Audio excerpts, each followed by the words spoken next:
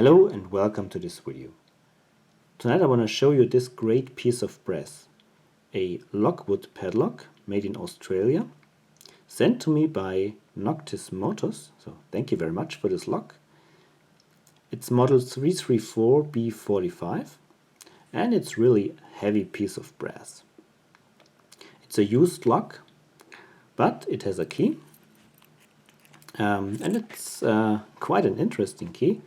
Because it's not the original one, it's made from a different blank, from a blank with a different profile, and it's shaved down. So Noctis Motus did a really good job in changing or adapting this key profile to fit to this lock.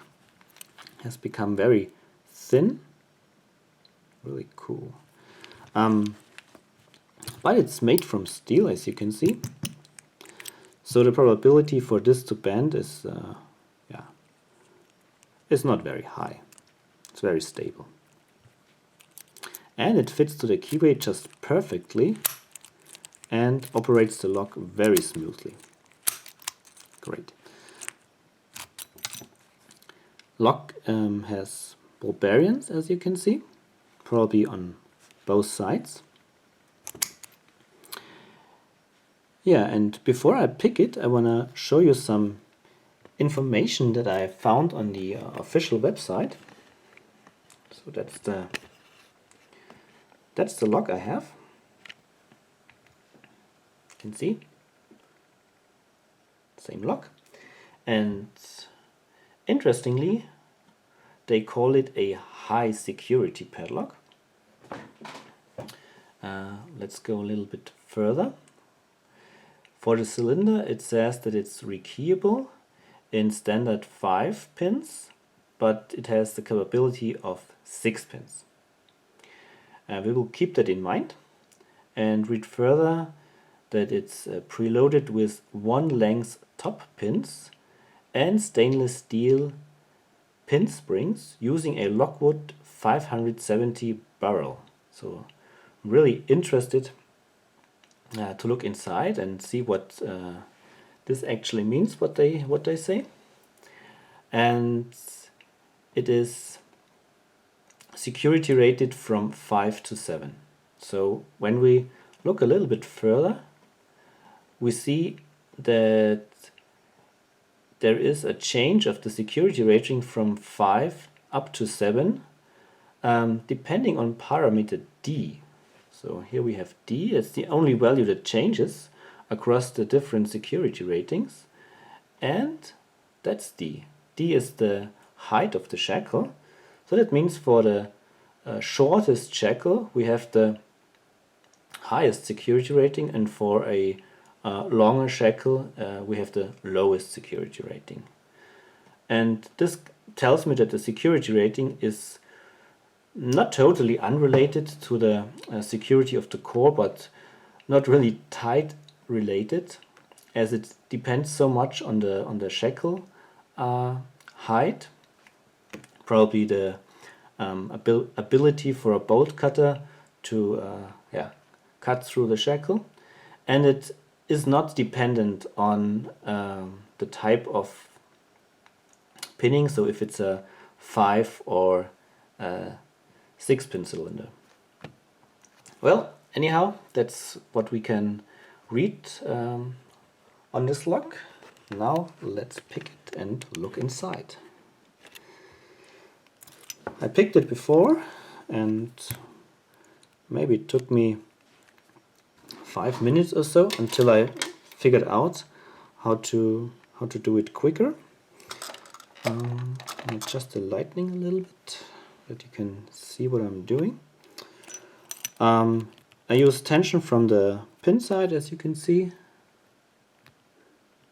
The pry bar is too thick, doesn't fit, so I use this tension wrench. And I use a jam. And I go with really heavy tension here. So let's see how that goes. I just go all the way in, and while going in I move away what's in the way of the pick, and this probably sets some pins already to a maybe correct height or approximate height. So now I have enough room to navigate, and I just try to set every pin one by one, and I've never managed to overset a pin, so it's really forgiving. But it's hard to tell if a pin is actually set, because it sometimes needs to be set more than once.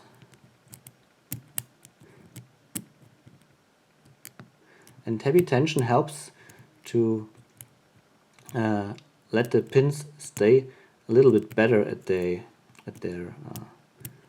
desired position.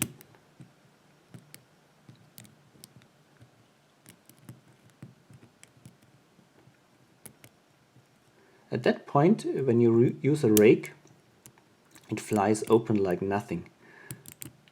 I think it's just a little bit that is missing on one or two pins. Now, here we are, it's open. And the rake would do a great job just to open it up. Alright, so now let's have a look inside. There is a screw here that can easily be screwed out. That's good. Now the cylinder comes out. Okay, we will have a look at the body a little bit later.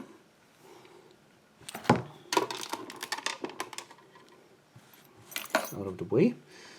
So this is a holder for the core. The core has a removable plate here. That's nice. Okay, and we have screws again. That's very gutting friendly. Screws are not tight at all. Very easy to open.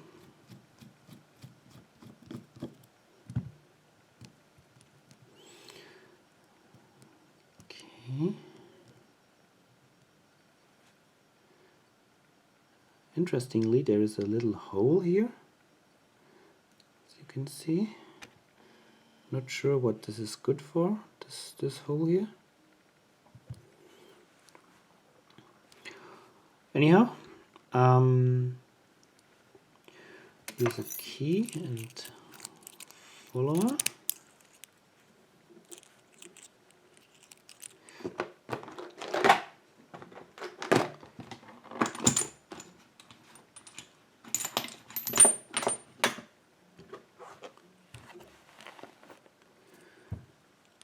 Yep, that fits.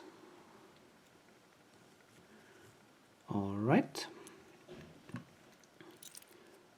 Oh, it's pinned with 6 pins. That's great.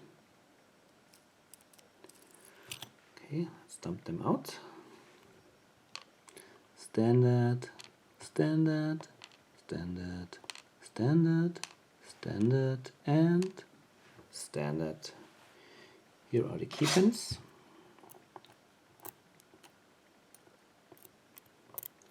All standard, but nicely made. Okay. Oh. Which way around? I think this way. So this is number 1. Standard, and I think these are tapered, but we'll have a closer look just in a moment.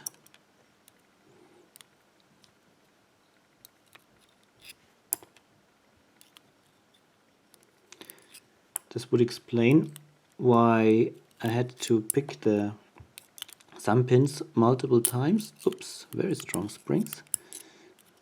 Okay, it's the last one. So, dump out the springs as well.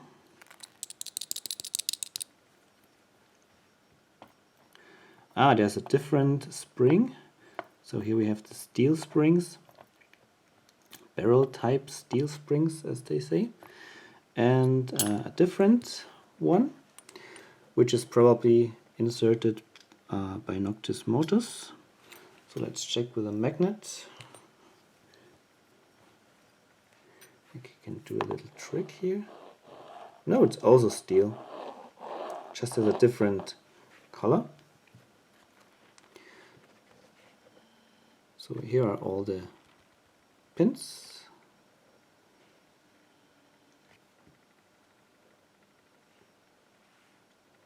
Standard pins, and I have to closely look at the drivers. I think these are tapered. Oops, sorry. Let's see if this works. Yeah, these are tapered. So that means when you set it, it might hang on this part here and does not really clear the shear line, so you have to pick it more often. Very nice. Okay, so much for the pins. Now let's have a look at the body. Nothing special here. There are some padlocks I've read where you can exchange the shackle, but I don't think that this has this feature. You can only see the, I don't know the name, actuator, and yeah, nothing more. It's a really nice lock, really like it. I think that's it. Noctis Motus, the core, the plug, but also nothing special here. Yeah, Noctis Motus, thank you very much for this very nice lock.